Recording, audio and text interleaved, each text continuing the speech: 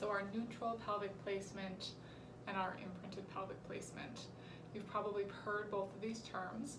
So I just wanted to go over what is your neutral pelvis, what is your imprinted pelvis, how do you find them within your own body, when would you be using one versus the other, and why do we use one versus the other themselves, okay?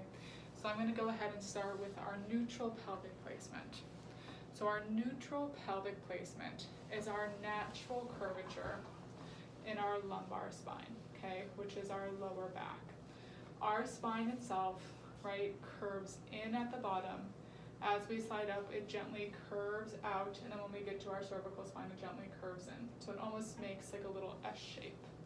When we have that neutral positioning through the pelvis, we're making sure that our lumbar spine and the rest of our spine has that natural curvature, and this is the most shock absorbing position for our body to be in, and it promotes the most efficient movement pattern. So whether I'm moving through my shoulders or moving through my hips, this is the most efficient place for my body to be in, okay? So that is why we are working to be in our neutral position at all times. How do we find this pelvic placement? When you are on your back, again, I always like to go back to finding bony landmarks, okay? So if we just try to create that natural curve in our back, you run the risk of almost overarching, like bringing your pelvis too far forward and overextending, or sometimes you just kind of bring, and I know a lot of times, especially in Pilates workouts, you're told to kind of pull the belly in, flatten the spine, lengthen the lower back, or you can end up overpressing. So to find your neutral position, you want to find your pubic bone, okay, so all the way down, and you want to find the top of the pelvis. So really what I'm going for, if you find that boniest top notch and you walk your fingers in, you're going to find like a little, almost looks like a little circular nodule, okay?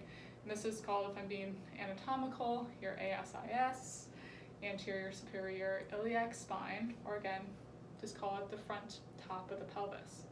So here and your pubic bone, okay, those two bony landmarks, if I'm sitting up, they're in the same vertical plane. If I am lying down, they are in the same horizontal plane. And once I am there, I feel this natural curvature between my lower back and the mat. I'm not trying to force it, okay, and I feel no pulling through those lower back muscles, okay? Now when I'm here, I also like to think about, again, the rest of the pelvis, okay? So if you're thinking about the sitting bones at the very bottom, sometimes you'll hear people say, reach out the sitting bones or angle them straight ahead. For like a little visual, I like to think when I have the pubic bone top of the pelvis, I'm thinking of my sitting bones as a set of headlights. And I'm letting those headlights shine straight in front of me. I'm not letting them curl under, so my headlights then here, if you can see, are almost angling towards like the corner or towards the ceiling. And I'm not letting them drop down towards, say, like my heels or the bottom of my mat. I want them angling straight ahead. And when you're there, you should then also feel at your tailbone. So again, if I come up, right, the very base of my spine, there is a gentle weight of my tailbone on the mat. And this is my neutral position, and this is where I am working to be, okay, at all times. Now, when I am here and I start, lifting one leg at a time, I feel like maybe I can maintain. If I have both feet down and I'm moving my arms, again, maybe I can maintain this neutral position. But what happens when I lift both legs up and I haven't yet built the abdominal strength to maintain this position, or even if I have one foot down and one leg up, I still haven't built that strength to maintain. What usually ends up happening is we either end up letting our pelvis rock forward, So we kind of take all this pressure into our lower back and into our neck.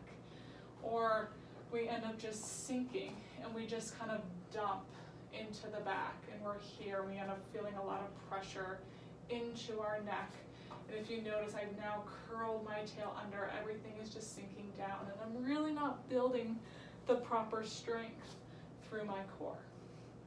So when you feel like your neutral position cannot be maintained, we rock to what we call an imprint. And I like to think of an imprinted position as just being increasing stability, okay? And just recruiting more muscles just to increase stability, okay? So when I'm in my neutral, I'm using my pelvic floor and my transverse abdominis to help maintain.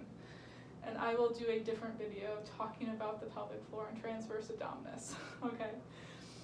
But when, again, I cannot maintain there, I recruit my obliques. So again, if we go tactile and we bring your middle finger back to that ASIS, we bring your thumbs to the bottom of your rib cage. Taking this distance, and on your exhale, you think of using your obliques, so you're contracting them to bring that distance between the pelvis and the rib cage closer together. Now when that happens, my pelvis, if you notice, gently rocked back, okay?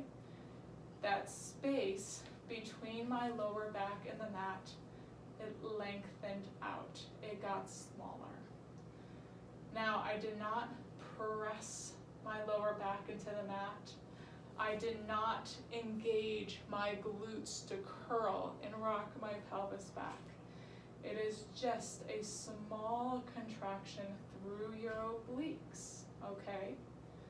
To shorten that space, to recruit more stability.